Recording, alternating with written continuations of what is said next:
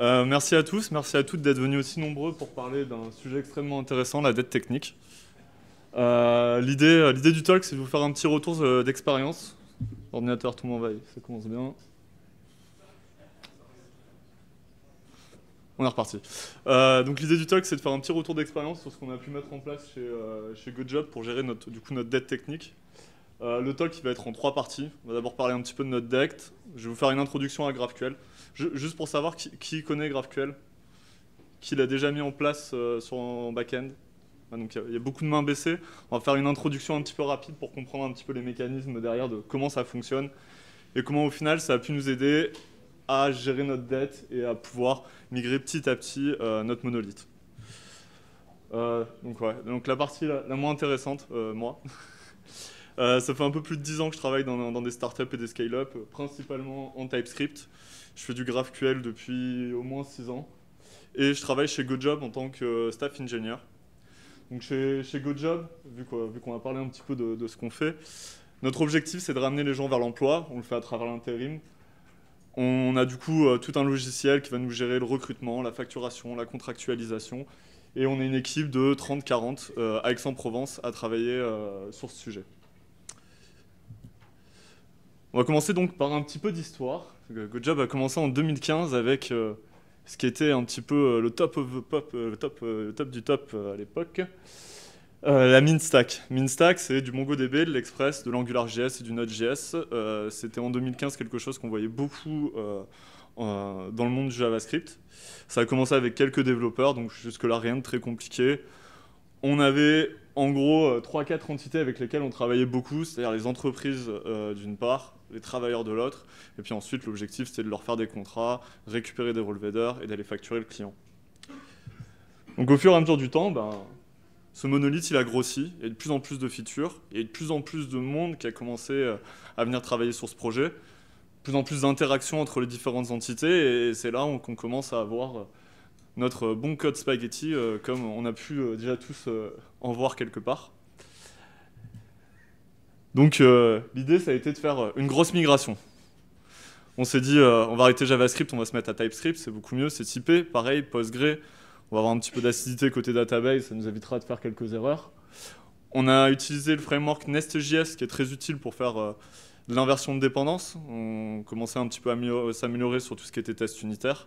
Et forcément du React, qui est le framework, on va dire front-end quasiment numéro 1 avec Angular en ce moment. Donc l'idée, ça a été de tout reconstruire en 6 mois. Et résultat, un an plus tard, en fait, on avait migré 70-80% en un an. Et on avait toujours tout un tas d'entités dans la V1, et notamment dans cette V1, on avait les contrats. Les contrats, chez nous, c'est peut-être une des entités les plus importantes parce que c'est elle qui va dicter, qui va avoir tout un tas de règles métiers, qui va expliquer comment un travailleur va travailler avec l'entreprise. Et que c'est quelque chose au final de pas facile à migrer parce qu'on a plein de règles métiers bien importantes sur lesquelles il ne faut pas se planter. Donc on a mis du temps et finalement on n'a pas eu le temps de faire cette migration. Donc on a commencé à faire des trucs un peu bizarres. On a mis un ETL au milieu pour aller synchroniser les données des entreprises et des intérimaires afin que la V1 puisse toujours tourner et commencer à répondre aux nouvelles features que le business nous demandait. On a continué d'avancer, on a commencé à se mettre un petit peu au microservice parce que notre V2 elle commençait aussi à avoir un petit peu les défauts de la V1. La CI/CD qui prenait un petit peu de temps. On n'était pas encore... on s'est bien amélioré, mais il y avait encore des choses à faire sur la manière dont on avait de découper les choses. Donc on s'est dit, on va faire des microservices bien isolés. Et puis comme ça, en fait, on a pu commencer à continuer à migrer petit à petit la V1. Mais au final, en fait, on avait toujours cette pièce au milieu, les contrats, qui au final tirent tout le reste. On ne savait pas comment le migrer. Et c'est là que GraphQL arrive. Donc je vous propose une petite introduction rapide à GraphQL. GraphQL, ça a été créé en 2012 par Facebook, ça a été mis open source en 2015, ça a pris assez rapidement. Ce qu'il faut savoir sur GraphQL, c'est que c'est un pattern, c'est pas une technologie. On peut en faire du GraphQL en JavaScript, mais en Java, en Rust, même en PHP. GraphQL, au final, c'est un langage qui va nous aider à requêter notre API. Contrairement à du REST, en GraphQL, on va pouvoir définir tout ce qui doit, enfin toutes les entrées, mais aussi toutes les sorties. On va pouvoir vraiment bien décrire toute notre donnée. Donc comment ça marche? GraphQL, ça commence avec un schéma justement qui va venir décrire toutes ces données. On a du coup un ensemble de types. Ces types, ils vont pouvoir pointer les uns vers les autres, d'où la notion de graphe. Le premier type qui va nous intéresser ici, c'est le type query, qui est notre point d'entrée. Il y en a un autre, c'est type mutation, query pour la lecture, mutation pour l'écriture. Et si vous voulez faire des choses un petit peu plus fancy, il y a le type subscriptions pour tout ce qui est temps réel. On va rester simple pour le talk, vu qu'on a que 25 minutes. Le type query ici, il va nous permettre de retourner un worker, donc un de nos utilisateurs.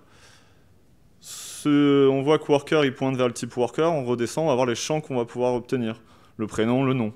Et puis on a contract qui pointe vers, cette fois-ci, un tableau de contract. Et en fait, petit à petit, comme ça, avec le schéma GraphQL, on va vraiment pouvoir montrer à l'utilisateur, voici l'ensemble des données que tu vas pouvoir requêter. Donc l'utilisateur, qu'est-ce qu'il va pouvoir faire? Il va pouvoir faire donc une query. Il va dire, bah, j'aimerais récupérer les informations du worker. Et en fait, petit à petit, il va même pouvoir, en regardant le schéma GraphQL, construire sa query. Au final, quand on regarde la query, c'est un petit peu un JSON sans les values finales. Ça a deux avantages de fonctionner comme ça. Le premier, c'est que l'utilisateur va pouvoir demander exactement ce dont il a besoin. Il ne va pas avoir besoin de faire plusieurs appels et de reconstruire la donnée côté client. Le deuxième avantage, c'est qu'en demandant exactement ce dont il a besoin, il ne va pas surcharger le network. Notamment si on commence à vouloir accéder à une application dans le métro, ben, c'est bien de réduire un petit peu la taille de la payload. Donc on va être beaucoup plus efficace dans ce qu'on va pouvoir demander au serveur. Et donc au final, on obtient le résultat. C'est assez straightforward, on a la query et on obtient le résultat. Ce qui est intéressant dans ce résultat aussi, c'est ça représente exactement les données qu'on a eues et surtout on peut prédire exactement le typage. Notamment ce qu'on peut mettre en place quand on fait du GraphQL, c'est avec du GraphQL Code Generator ou d'autres technologies, on va pouvoir typer la réponse du back-end côté front-end de manière automatique. Ça va éviter aussi tout un tas d'erreurs. Je vous propose la deuxième partie qui est un petit peu plus complexe, c'est comment ça s'implémente côté back-end. C'est là où ça va être intéressant au niveau de la migration. Normalement, quand on fait du REST, on a un endpoint, on retourne un résultat. Avec GraphQL, on va avoir un endpoint par morceau de données. Et en fait, on va avoir ces endpoints qui vont s'appeler en cascade. Ces endpoints, on les appelle des resolvers. Pour notre type à gauche, donc je vous ai fait du TypeScript, qui a le gros avantage d'être assez concis. On voit bien que sur le schéma de gauche, on a exactement les mêmes resolvers qui correspondent. Pour chaque type a des fields, on va définir un resolver. Un resolver, c'est une fonction qui possède plusieurs arguments. Le premier, le parent, c'est le résultat du calcul précédent. Donc en l'occurrence, dans une query, il n'y a pas de calcul précédent, c'est la première qui est effectuée, il vaut nul. Args, les arguments. Dans notre cas du worker, on va retrouver l'ID. CTX, le contexte. Le contexte, c'est un objet qu'on va pouvoir définir au départ, sur lequel généralement on va mettre, par exemple, les informations de l'utilisateur qui fait la requête. Donc là, on a notre worker. Ceux qui font de la clean archi me taperaient sur les doigts à voir qu'on tape directement la database, mais pour l'exemple, c'est plus simple. On va du coup appeler notre database. On pourrait très bien appeler directement une API REST ou même récupérer des données dans un fichier. On peut faire ce qu'on veut. On récupère ces résultats. Et ces résultats, en regardant sur la gauche, on voit que le worker pointe vers le type worker. Alors, j'ai complètement oublié que j'avais fait des animations. Donc on commence par la query. On va récupérer le résultat de ce qu'on a eu en database. Et cette fois-ci, il va être injecté dans le type worker, dans chacun des resolvers qui résout uniquement les fields qui ont été demandés par le client. Donc en fait, il y a une petite gymnastique qui est généralement gérée par le framework, de se dire, je regarde le client, qu'est-ce qu'il demande, j'appelle le résolver, c'est quoi la réponse du résolver? Ok, je rappelle en cascade les résolvers qui nous intéressent. Première remarque qu'on peut se poser, c'est, au final, ça veut dire que sur tous les champs, il va falloir créer un résolver, c'est un petit peu pénible. La réponse, c'est non. Le résolver que j'ai écrit ici pour ID, c'est un résolver qui est normalement défini déjà par défaut. Il n'y a pas besoin de le préciser. S'il est déjà dans la réponse précédente et qu'on n'a pas besoin de rajouter de la logique métier, il n'y a pas besoin de le définir. On continue, on voit que contract, cette fois-ci, lui, il pointe vers un tableau de type. Pareil, on fait les appels à la base de données, on récupère un tableau, et en fait, pour chacun des éléments du tableau, on va arriver sur la suite, sur le type contract. Et cette fois-ci, on voit qu'au niveau de la query, on a uniquement le champ compagnie, puis le champ name. Et donc petit à petit, comme ça, on a construit notre JSON par une cascade de résolveurs. Donc, si je vous la refais rapidement, on a d'abord worker, il pointe vers worker, donc je vais en dessous, je regarde ma query, ok, j'ai que ces 3 champs à résoudre, ils sont résolus, etc. Puis contract, puis compagnie. Si vous faites les choses telles quelles, vous pouvez avoir quelques problématiques de performance, donc renseignez-vous un petit peu avant de mettre en place du GraphQL. Facebook, quand ils ont sorti GraphQL, ils ont sorti aussi une librairie qui s'appelle Data Loader, qui va vous permettre en fait d'éviter notamment d'appeler trop souvent les mêmes ressources. Là, si on avait pris l'exemple de contract, si contract, on avait eu 50 contracts qui au final appellent 50 fois la même compagnie, on n'a pas envie d'avoir 50 appels à la base de données avec les mêmes identifiants. Il y a des mécanismes justement pour ce genre de problématique, et une principale, c'est le Data Loader. Donc maintenant, on va parler de dette technique. Du coup, pour la dette technique, on va revenir à notre problème. Notre problème, c'était justement cet élément contract qui est au milieu et on n'arrive pas à s'en sortir. Au final, vu qu'on n'avait pas encore migré, nos utilisateurs, ils allaient toujours sur le front-end en AngularJS pour renseigner tout ce qui était lié au contract. Donc, première volonté qu'on avait, c'est il faut qu'on se débarrasse de ce front-end. Donc, on va essayer de migrer le front vers notre V2. On aurait pu très bien appeler directement nos API REST, mais c'est pas ce qu'on avait voulu faire, parce qu'en fait, on n'aurait pas réglé grand-chose en faisant ça. Donc ce qu'on a mis en place, vous allez le deviner, c'est une API GraphQL qui va se situer entre le serveur de la V1, le serveur REST, et entre notre front-end. La démarche qu'on a eue, c'est de se dire, ok, d'un côté il y a l'écriture, d'un côté il y a la lecture. Ce qui est vraiment critique pour nous, c'est l'écriture, parce que c'est là où on a toutes les règles métiers, c'est là où on peut faire des bêtises. Côté lecture, au final, ce qui s'est passé, c'est qu'avec le temps, on comprend mieux notre métier et ça tombe. Ce qu'on essaye de récupérer en lecture, ça ne représente plus trop la vision qu'on en a actuellement. Donc le parti pris qu'on a eu avec cette interface, c'était tout ce qui était mutation, on refait un appel à API REST vers la V1. Et tout ce qui était lecture, en fait, on a recréé toutes nos queries en se basant sur la même database que ce qu'il y avait avant. Le gros avantage de faire ça, c'est qu'on a pu redéfinir une nouvelle interface entre notre front-end et notre back-end. Dans cette interface, on a pu du coup enlever tout ce qu'on n'utilisait plus. Et l'avantage d'une interface, c'est qu'après, derrière, on va pouvoir mettre un nouvel adapteur. Là, notre adapteur, c'est notre ancienne API. Et demain, en fait, notre adapteur, c'est une nouvelle API qu'on va pouvoir recréer en se basant sur notre interface qui définit à la fois correctement les données en entrée, mais aussi les données en sortie. Le deuxième avantage, c'est qu'on a pu aussi refaçonner un petit peu notre modèle de données. Je vous parlais des contracts. Nous, dans l'intérim, un intérimaire peut avoir plusieurs contracts dans le cadre d'une mission. Cette modélisation de la mission, on ne l'avait pas encore dans la V1 parce qu'on n'avait pas encore très bien compris le métier à l'époque. Et du coup, il se trouve que tous les autres services, à chaque fois, ils sont en train de faire une gymnastique avec les contracts et ça ne nous plaisait pas trop. Donc en fait, on en a profité directement pour mieux redéfinir tout notre domaine métier à travers GraphQL et du coup, juste de mettre des résolveurs correspondants avec quelques logiques de se dire, ok, pour tel intérimaire, telle mission, je vais aller demander à la base de données son ensemble de contracts et faire une projection au final des données qui nous intéressent. Donc ça a été un gros avantage puisqu'on a pu, à travers cette nouvelle interface, non seulement cacher la V1 derrière cette interface, mais aussi la remodéliser par rapport à notre connaissance du métier actuel. La deuxième chose, et c'est là où c'est la plus intéressante, c'est que notre V1, au final, c'était un petit peu une grosse patate. On avait, typiquement pour l'entité entreprise, dès qu'on avait des nouvelles informations qui concernaient cette entreprise, on la mettait dans l'entité entreprise. Et donc du coup, cette entité, elle a commencé à grossir. Et surtout, elle avait des informations qui concernaient différents moments de vie de notre métier. Typiquement, une entreprise, les informations qui nous intéressent lorsqu'on va publier un job, ce n'est pas les mêmes informations qui nous intéressent pour la facturation. Et du coup, c'est là où ça va être intéressant, c'est qu'avant, on avait un endpoint qui nous retournait toutes ces informations, mais maintenant, avec GraphQL, on va se permettre de pouvoir commencer, si mon ordinateur veut bien répondre, on va pouvoir commencer en fait à découper. C'est-à-dire, ok, cette grosse entité, on va la découper, on parle en DDD par bounding context. Je ne sais pas si vous connaissez le DDD, c'est un ensemble de patterns, on se va assez proche du métier, et dans le DDD, il y a un concept assez fort qui est le bounding context, c'est qu'une entité, on va la prendre, on va la regarder par rapport à son contexte d'exécution. Je n'ai pas besoin de connaître les informations de facturation lorsque je publie une offre d'emploi. Donc on va les séparer. Donc cette notion de bonding context qui est au final un petit peu la clé quand on veut commencer à découper, que ce soit une architecture microservice ou même un monolithe modulaire, et ben là, c'est ce qu'on va permettre de s'autoriser en disant, bah, pour l'instant, j'ai un endpoint où on a un peu tout mélangé. Côté GraphQL, je vais commencer à faire mon découpage. Et pour chaque découpage, ben, je vais définir un type. Donc c'est assez simple. On a quand même des informations qui sont un petit peu cœur. Le nom d'une entreprise, bon, bah, ok, c'est un endroit, pareil, son adresse.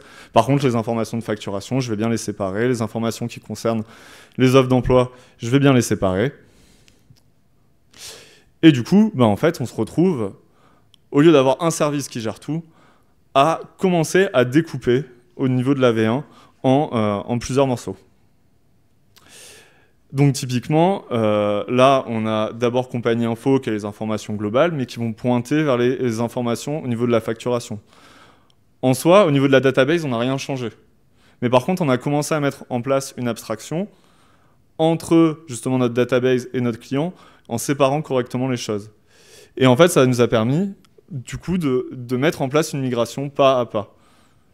Quand on a commencé à redévelopper un microservice qui concerne la facturation, et ben en fait, on a pu tout simplement prendre la liste de résolveurs qui est en train de résoudre tout ce qui concerne la facturation vers le service qui s'occupe que de ça.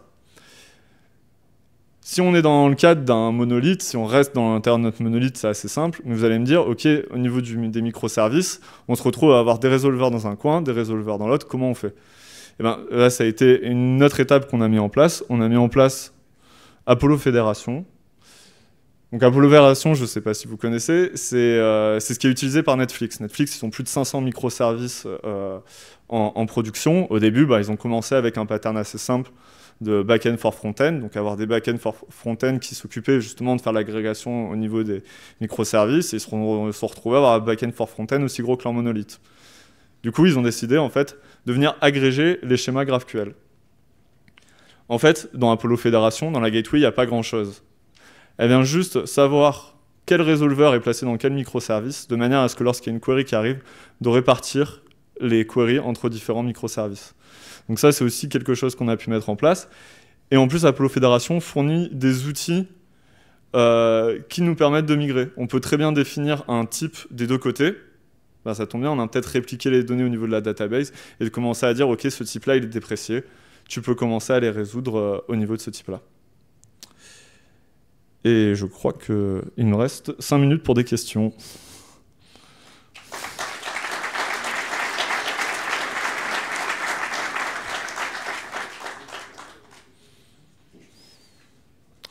Est-ce qu'il y en a qui ont des questions?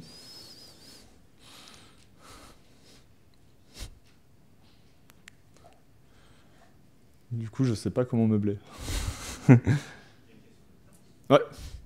Je ne sais même pas où il y a des micros. J'aurais dû faire une conférence à deux, c'est plus pratique.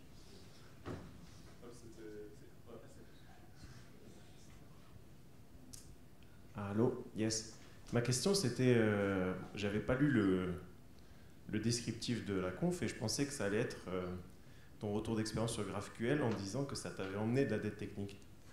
Et j'aurais voulu réellement avoir, parce que j'ai beaucoup lu d'articles de personnes qui, moi je suis utilisateur aussi GraphQL, mais de personnes qui trouvaient que justement ça leur avait amené plein de galères, quoi. Et du coup, est-ce que vous en avez eu sur le côté récursivité du fait que je demande le customer, plus ses contrats, plus la personne reliée...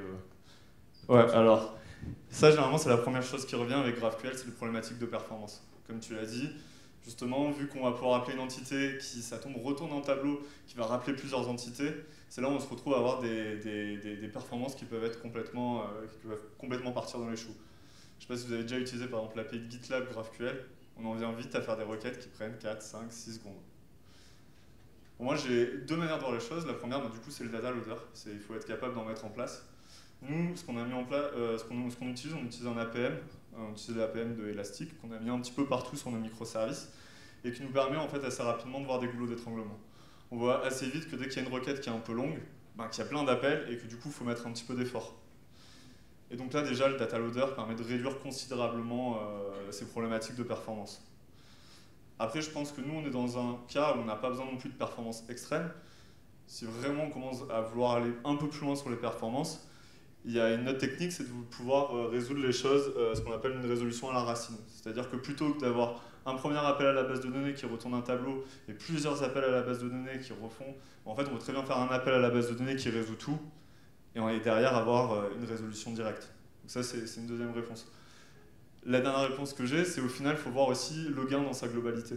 C'est-à-dire qu'au final, un front-end qui va faire un premier appel REST et qui va refaire cette cascade d'appels, en fait, on se prend toute la charge du network et toutes les allers-retours entre le front-end et le back-end. Donc peut-être que la requête en soi, elles sont un petit peu plus lentes en moyenne, mais si on la regarde dans la globalité, en fait, on va quand même gagner un petit peu en performance.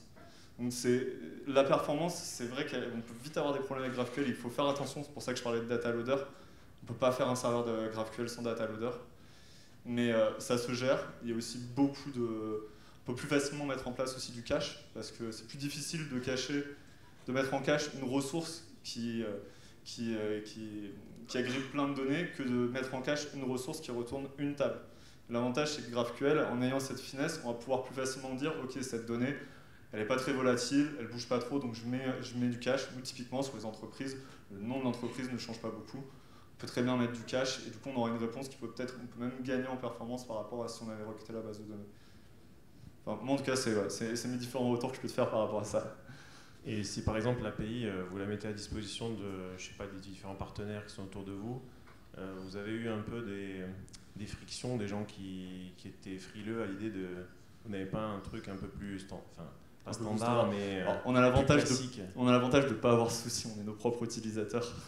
Donc, mais par contre, il y a quand même un gros travail d'évangélisation à l'intérieur de l'entreprise. Passer du REST à GraphQL, ça demande aussi de convaincre l'ensemble de l'entreprise et du coup il faut le prendre en compte. On ne met pas juste GraphQL comme ça. Il faut mettre en place de la formation, éduquer les gens, se mettre d'accord au niveau du typage de ton graphe, avoir une certaine harmonisation. Mais ça après c'est comme toute conduite du changement dès qu'on insère une nouvelle technologie. Merci beaucoup. De rien. Oui, bonjour, merci. J'en profite, je suis à côté. Moi j'avais une question sur le front qui consomme l'API GraphQL. Est-ce que vous avez été bloqué ou a eu des problématiques sur le fait de typer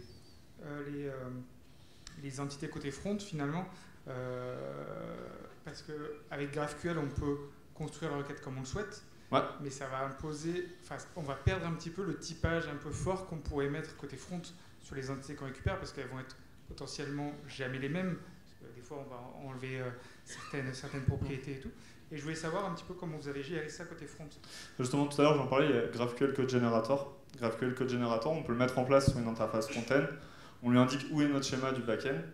Il va scanner l'ensemble des queries qui sont faites par le front-end et directement générer le typage. Vu que de toute façon, le typage, nous en tout cas en TypeScript, on va le retrouver partout dans le code. Si on a un changement au niveau du back-end qui est cassant, on le verra directement à la compilation de notre TypeScript. Donc au final, pour moi, c'est limite un avantage parce qu'on va pouvoir avoir un vrai lien entre le back-end et le front-end, mais il faut utiliser les outils et après, il y a toute une démarche aussi au niveau du cycle de vie, comment on fait pour bien les vérifier avant de merger en prod, etc., etc. Je pense que ce qu'il voulait dire, c'est typiquement un user, il a un first name, un last name et je sais pas, un code postal.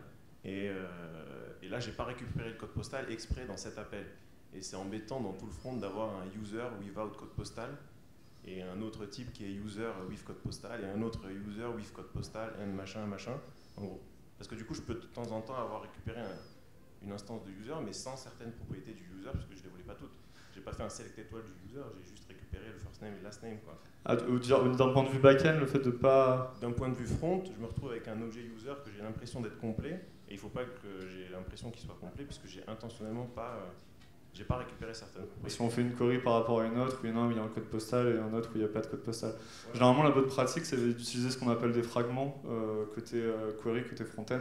On va pouvoir définir un ensemble de champs qu'on va appeler régulièrement. Et ça, j'ai envie de dire, ça dépend aussi un petit peu de l'architecture front-end et de ce qu'on met en place. Si on est juste sur une application où on expose de la donnée, on s'en fiche parce qu'il n'y a pas de cycle de vie, il n'y a pas de gestion d'état. Si on va commencer à devoir gérer des états internes avec plusieurs queries, la bonne pratique c'est de mettre en place un fragment pour que justement il y ait une harmonisation au niveau du front. Merci, super. Est-ce qu'il y a d'autres questions? Je ne sais pas si j'ai encore le temps. Bon, merci beaucoup en tout cas pour votre écoute.